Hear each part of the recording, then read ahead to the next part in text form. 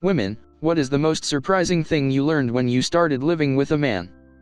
That's not a stain from glue, lotion, or a hair product, that's semen. Pockets must be emptied of all spare change and small pieces of garbage immediately after coming in the door, and deposited in random caches around the house. This was also when I found out how awesome it is to wear his shirts, and have someone to tell me my cooking is good. Hilarious about the pockets. I'm so guilty of this.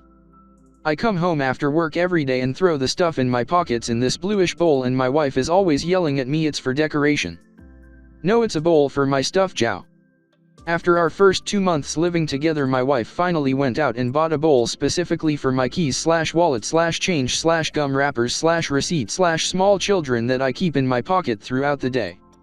She was tired of me filling up her nice bowl with garbage.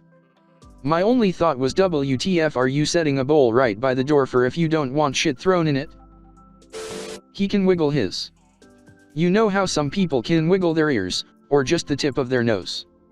If we're laying around in bed, he sometimes waves at me. I didn't know it could move that much on its own. Every guy can do this. Does he ever move his hand with it so it looks like a marionette? I'm totally trying this.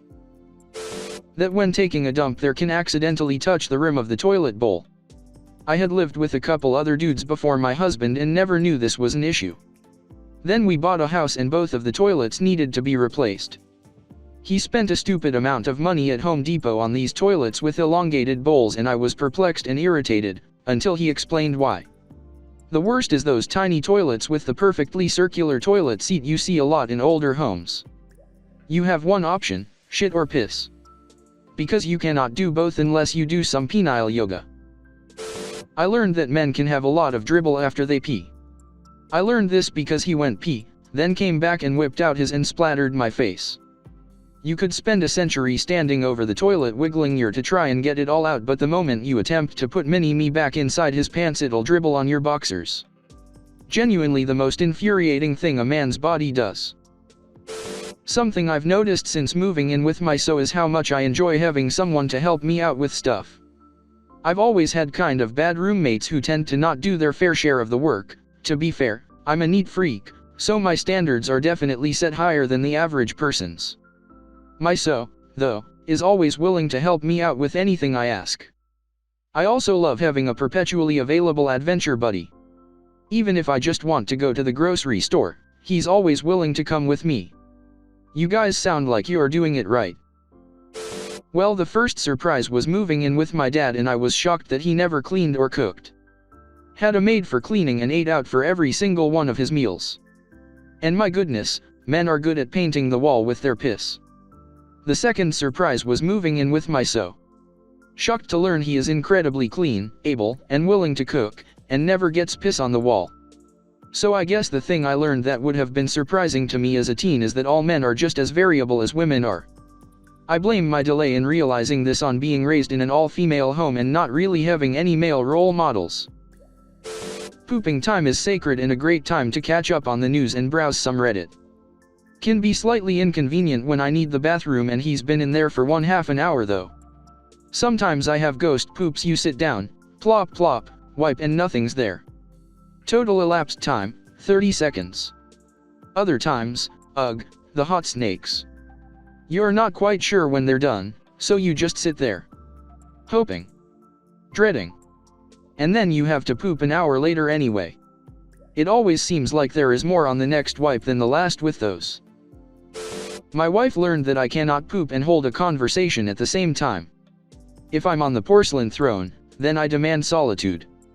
I will not answer inanities like whether my blue shirt needs a wash or the kitchen is on fire.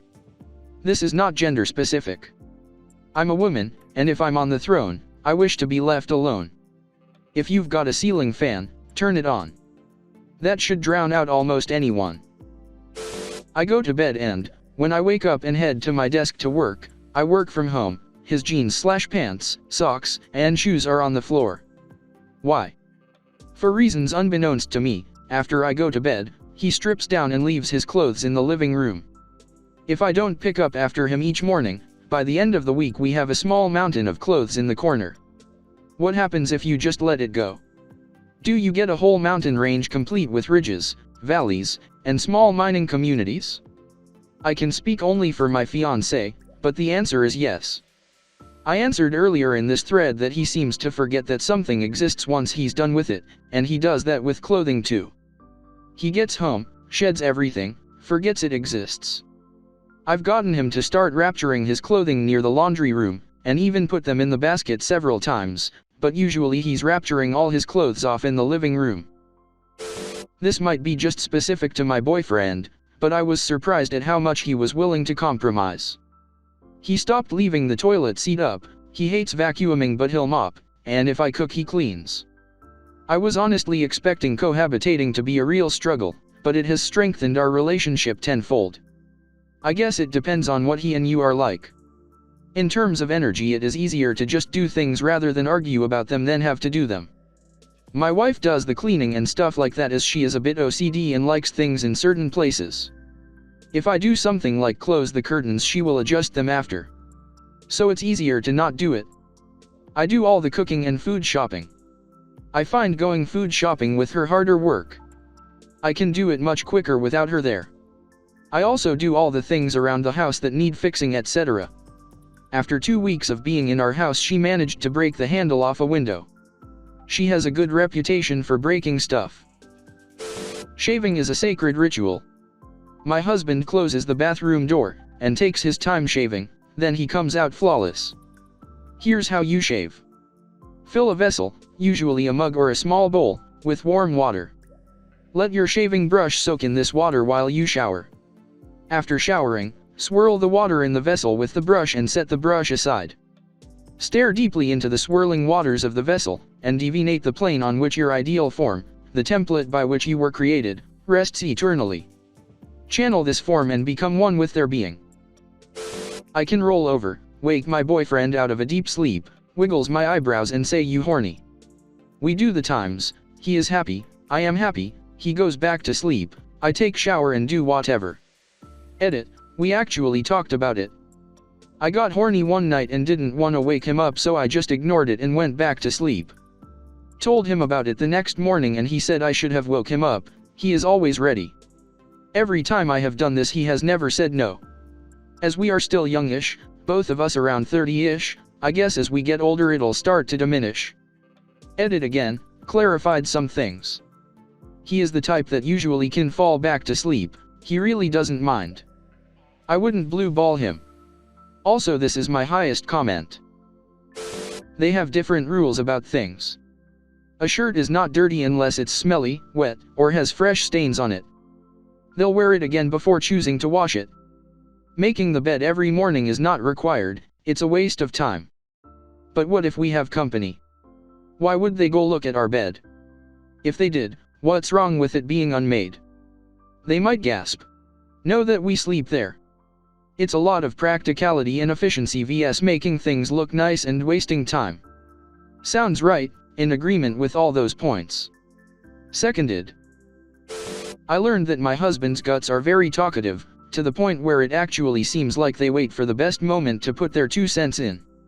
This was completely new to me, because, if my guts are being loud, I'm already on the toilet praying for my guts to just vacate themselves and stop with the twisty innards pain. For him, it's just normal, and he doesn't even feel what I've heard 25% of the time. Although, they do increase their talkativeness and volume according to their desire to vacate. I actually have to tell him to go use the bathroom sometimes, because of how insistent they're getting with their noises, and he wants to finish watching a video on his computer first. I dated a boy in high school who worked after school at a bee farm. He got stung all the time, and it never bothered him at all. He could handle bees, wasps, spiders, he even liked to catch rattlesnakes and fill the bed of his mini truck with them and bring them to school. He was kind of a crazy. But, he was scared to death of ladybugs. Screamed like a little girl if he saw one.